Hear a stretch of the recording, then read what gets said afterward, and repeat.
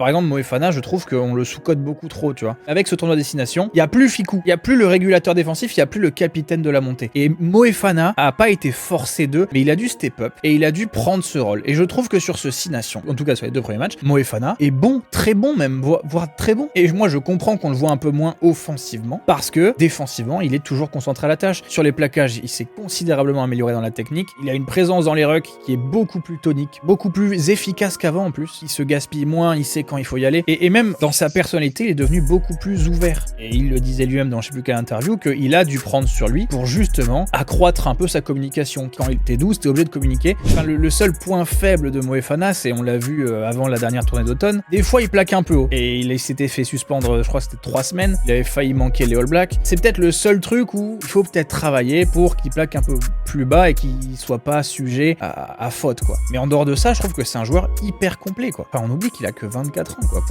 Pour un 12, avoir son niveau en défense, avec tout ce qu'il a fait auparavant, c'est génial en vrai. Donc je trouve que Moefana est peut-être celui qui a le plus progressé dans la ligne arrière depuis peut-être la Coupe du Monde.